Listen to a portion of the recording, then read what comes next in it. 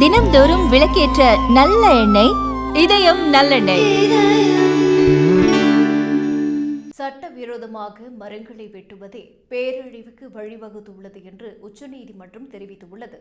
இமயமலை மாநிலங்களில் ஏற்படும் சுற்றுச்சூழல் பேரழிவுகளை தடுக்கவும் வரலாறு காணாத நிலச்சரிவுகள் மற்றும் வெள்ளங்கள் குறித்து ஆராய நிபுணர்களை உள்ளடக்கிய சிறப்பு புலனாய்வு குழுவை அமைக்கவும் கோரி உச்சநீதிமன்றத்தில் சுற்றுச்சூழல் ஆர்வலர் அனாமிகா ராணா என்பவர் பொதுநல வழக்கு தாக்கல் செய்தார்.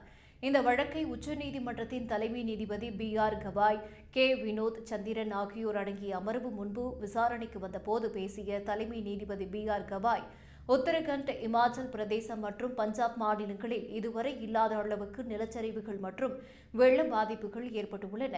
குறிப்பாக இமாச்சல பிரதேச வெள்ள பாதிப்பு தொடர்பாக வெளியான ஊடக செய்திகளில் வெட்டப்பட்ட மரங்கள் வெள்ளத்தில் மிதந்து வரும் காட்சிகள் வெளியாகியுள்ள நிலையில் அவை சட்டவிரோதமாக வெட்டப்பட்டு பதுக்கப்பட்ட மரங்கள் என்ற தகவலும் வெளியானது.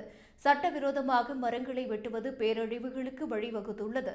வளர்ச்சிக்கும் சுற்றுச்சூழலுக்கும் இடையே சமநிலையை ஏற்படுத்த வேண்டும் என தெரிவித்தார். மேலும் சட்டவிரோதமாக மரங்கள் வெட்டப்படுவது தொடர்பாக மத்திய அரசும் சம்பந்தப்பட்ட இமாச்சல பிரதேஷ், உத்தரகண்ட், பஞ்சாப் மாநிலம் அரசுகளும் 2 வாரங்களுக்குள் அறிக்கை தாக்கல் செய்ய வேண்டும் என்று உச்சநீதிமன்றம் உத்தரவிட்டுள்ளது.